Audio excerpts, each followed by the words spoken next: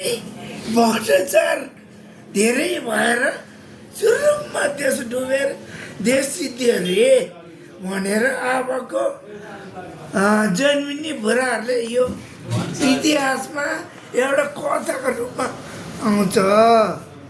यति हो मेरो कुरा। नेताहरू सब खराबै हुन् त। तर म चाहिँ बिहान बेलुका घन्टी हल्लाउँछु मन्दिरमा। अब के हो है त्यो हजुर बुझ्नु होला। घन्टी त हल्लाउने मात्रै होला नि त। त्यो त घन्टी नसमाइकन हल्लिँदैन नि हो है। होइन र दुईजनाकै आमाको नाम होइन लौरो समाउनु पर्यो घन्टी ट्याक्क बिहान बिहान बजाउने गरिहाल्यो। योभन्दा अरू त के चाहियो र। ठिक हो तपाईँको आफ्नो विचार हो नि त। मन्दिर बसेपछि मेरै घर अगाडि मन्दिर छ श्री गौरी शङ्कर कुण्डलेश्वर महादेव मन्दिर छ। त्यहाँ बिहान आरती घन्टी बजाउने बेलुका आरती घन्टी बजाउने अनि लास्टमा त्यो 14 12 मरेको पारा होइन र। यो कलम तपाईँले बेचिरहँदा के हुन्छ तपाईँलाई त? यो मलाई आफू स्वावलम्बी भएको महसुस हुन्छ?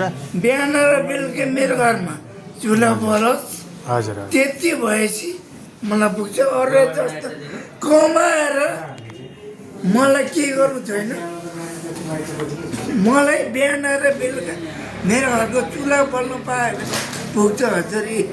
मैले 75 सालदेखिबाट मैले पेन मात्र बेच्छु।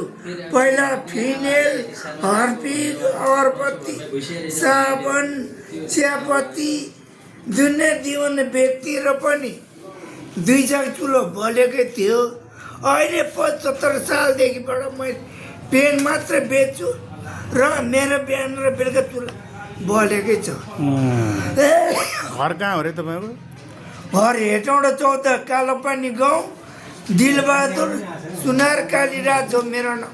नमस्कार। ओहो नमस्कार। म चाहिँ जहिले पनि हिँडी गर्छु परमात्मा परमेश्वर पिताको नाम। हजुर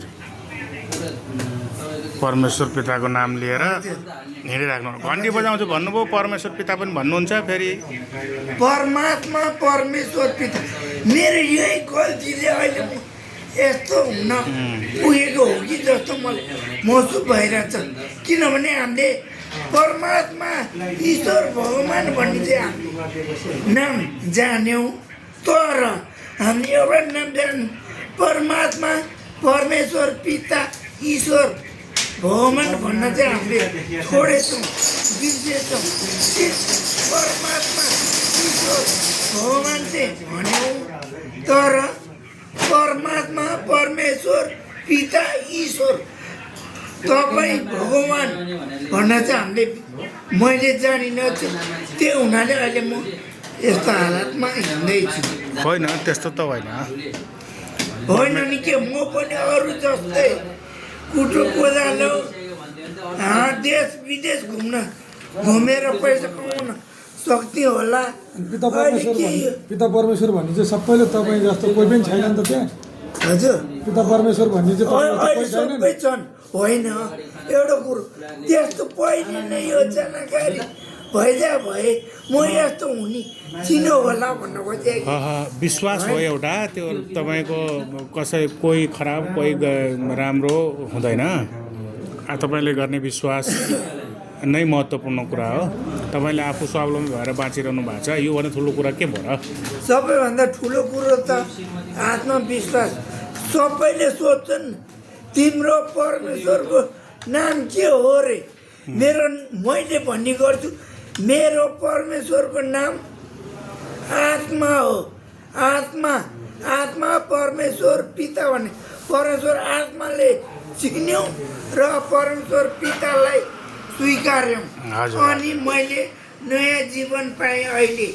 हजुर होइन नि म 7 महिना कोमामा 3 वर्ष हस्पिटल बसे मान्छे हुँ र मेरो 2057 सालमा 57 साल साउन 6 गते सुरुवालको दिनमा ट्र्याक्टरमा पर दुर्घटना भएको र दुईटै आँखा मेरो त्यही बेलामा गएको खुट्टा सबै चोटै चोट छ घाउ घाउ यो र पछि भएको हो हजुर। तपाईँको, जन्मजात होइन होइन र त यो यसलाई सुन्नुहोस्, यो कसैको श्रापले हुने होइन, यो होइन, होइन, भवितव्य दुर्घटना हुने भन्ने कुरा भइ नै हाल्छ। त्यसैले कसैलाई दोष दिनु एउटा म भन्छु ल तपाईँलाई, भाग्य कसैले बनाउने होइन।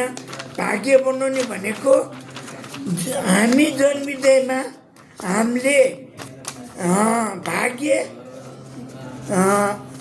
के अरे भाग्य लेख्ने विधाता उहाँले जे लेख्नुभयो त्यही न मेट्न सक्नु न आँखाले देख्नु। हाम्रो छालाले छेकेको यस्तै रहेछ भाइले लेखेको, ल ल ल न त मैले न त हजुरले देखेको। ल सुनारजी, हस्त नमस्कार। सुनारजी नमस्कार। तपाईँले मेरो आफ्नो नाम दिलबहादुर दिलबहादुर सुनार कालीराज। कालीरात मेरो घर हेटौँडा 14 कालोपानीको सधैँभर हिँड्छु परमात्मा परमेश्वर पिता ईश्वरको नाम। ल ल ल ल ल ल ल मैले उहाँको कलम किनिदिएँ। उहाँलाई भेट्नुहुने सबैले आफ्नो कलमहरू किनिदिएर उहाँलाई स्वावलम्बी बनाउन सघाउनु हुन अनुरोध गर्दछु। हस्, धन्यवाद।